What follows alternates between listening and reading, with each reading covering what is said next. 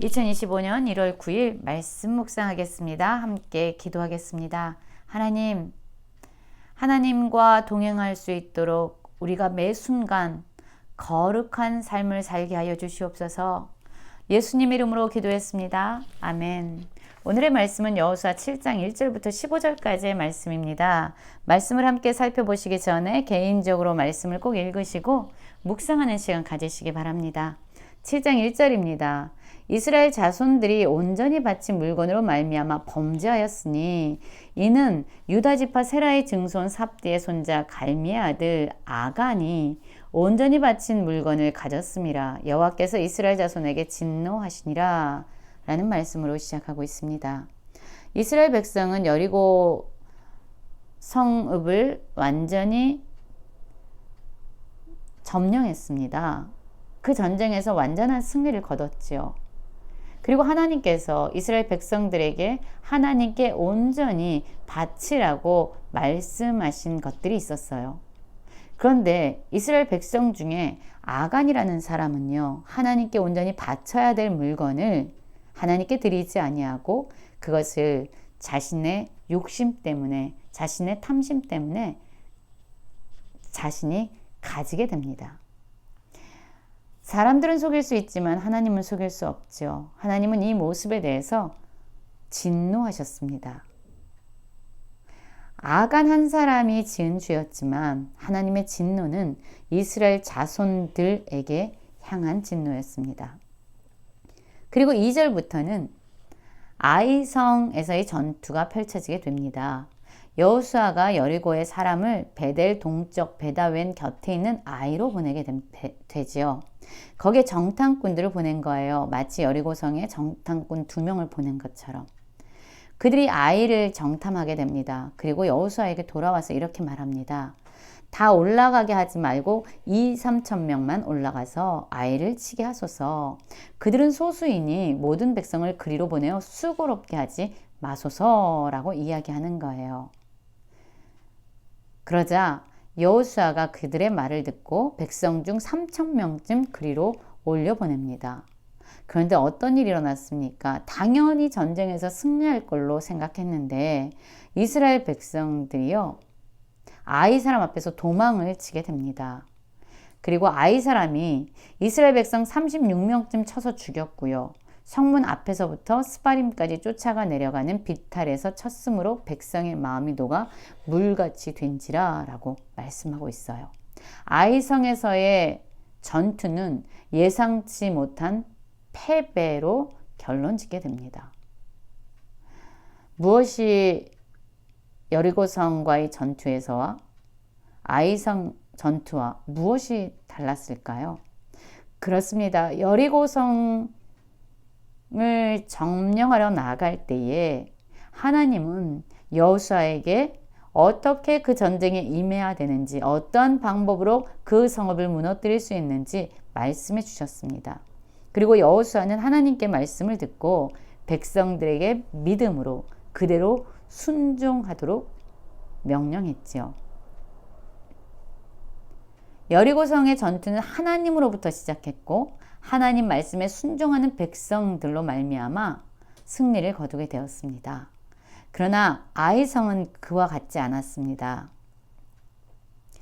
여호수아가 아이성에 보낸 정탐꾼들의 이야기를 듣고 그리고 그 성이 그렇게 크지 않고 소수만 살고 있는 것 같으니까 그냥 상황과 환경을 보고 판단해서 결정한 전투였습니다. 그리고 거기에서는 예상치 못한 패배가 그들을 기다렸던 거죠. 여러분, 결과가 이렇게 되자 여호수아는 옷을 찢고 이스라엘 장로들과 함께 여호와의 궤 앞에서 땅에 엎드려 머리에 티끌을 뒤집어 쓰고 저물도록 있다가 이르되 슬프도소이다. 주 여호와여, 어찌하여 이 백성을 인도하여 요단을 건너게 하시고 우리를 아모리 사람의 손에 넘겨 멸망시키려 하셨나이까? 라고 하나님께 질문을 하게 됩니다. 아이성에서 예상치 못한 실패로 말미암아 여호수아는 슬픔과 탄식으로 하나님 앞에 선 것입니다. 그리고 하나님을 향해서 질문을 하고 있습니다. 이 전쟁에서의 실패로 말미암아 이제 가나안 사람들과 이 모든 사람들이 이 소식을 듣고 아마 그들이 연합하여 이스라엘 백성들을 대항할 것이다 라는 생각도 들었을 거예요. 염려와 근심이 있었겠죠. 또 이 전쟁은 하나님의 명예와 관련됐는데 이제 하나님 그 크신 이름 어떻게 되겠습니까? 라고 하나님께 하소연을 하고 있는 겁니다. 이렇게 예상치 못한 패배로 여호수아가 옷을 찢고 하나님께 질문하자 하나님께서 여호수아에게 전쟁에서 왜 패배했는지 그리고 이 전쟁에서 승리하기 위해서 무엇을 해야 되는지 다시 여호수아에게 말씀하여 주십니다. 10절이죠. 여호와께서 여호수아에게 이르시되 일어나라 어찌하여 이렇게 엎드렸느냐 이스라엘이 범죄하여 내가 그들에게 명령한 나의 언약을 어겼으며 또한 그들이 온전히 바친 물건을 가지고 도둑질하고 속이고 그것을 그들의 물건들 가운데 두었느니라. 그러므로 이스라엘 자손들이 그들의 원수 앞에 능히 맞서지 못하고 그 앞에서 돌아섰나니 이는 그들도 온전히 바친 것이 됨이라. 그 온전히 바친 물건을 너희 중에서 멸하지 아니하면 내가 다시는 너희와 함께 있지 아니하리라 라고 말씀하고 있습니다. 사실 여호수아와 이스라엘 백성들의 관심은요. 전쟁에서 승리하는가 패배하는가에 있었습니다. 그러나 하나님의 관심은 그렇지 않은 것 같습니다. 하나님은 이스라엘 백성들이 범죄하고 더럽혀졌는가 아니면 이스라엘 백성들이 하나님 안에서 거룩한가에 하나님은 더 많은 관심을 가지고 있는 것 같습니다. 왜냐하면 이 죄, 하나님의 말씀에 불순종하고 불신하는 이 범죄는요. 하나님과의 관계를 깨뜨릴 뿐만 아니라 하나님의 임재, 하나님과 동행할 수 있는 그 모든 것을 차단하는 그러한 영향력을 주고 있기 때문이에요. 이 죄는요. 하나님이 이스라엘 백성들과 함께하는 그 모든 것을 막아내는 관계를 깨뜨리는 그러한 것이기 때문에 하나님은 이스라엘 백성들의 범죄를 단호하게 다루셔야 했던 거죠. 한마디로 하나님은 이들과의 깨어진 관계를 회복하고 이들이 다시 거룩하게 됨으로 말미암아 하나님이 이들과 함께하고 하나님이 이들 안에 거하길 원하셨던 거예요. 왜냐하면 이 전쟁은요. 하나님이 주체자가 되시고 하나님이 주도권을 가지고 행하시는 전쟁이기 때문이에요. 하나님이 함께 하셔야만 이길 수 있는 전쟁이기 때문이에요. 하나님이 그들 가운데 거하셔야만 승리할 수 있는 전쟁이기 때문이에요. 그래서 이스라엘 백성들이 얼마나 많은 군사력을 가지고 있는가, 많은 무기를 가지고 있는가, 많은 전략을 가지고 있는가가 중요한 것이 아니라 이스라엘 백성들이 하나님과 함께 할 수 있는 거룩함을 가지고 있는가가 훨씬 더 중요한 것이기 때문입니다. 그래서 하나님은요, 이들에게 거룩함을 요구하십니다.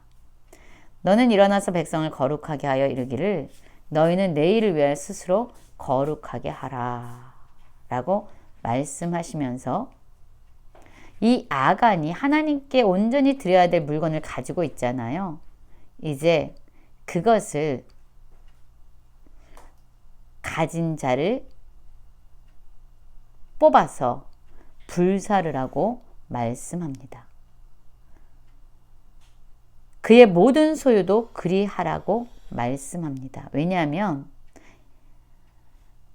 그가 행한 일이 여호와의 언약을 어기고 이스라엘 가운데 망령된 일을 행한 것이기 때문이라고 말하지요.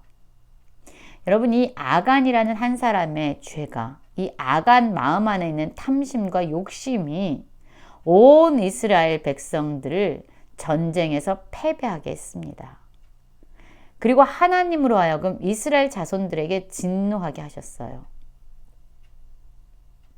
한 사람의 죄는 단지 한 사람으로 끝나는 것이 아니라 그 죄는 그가 속한 온 공동체에 부정적인 영향을 미치고 있기 때문입니다.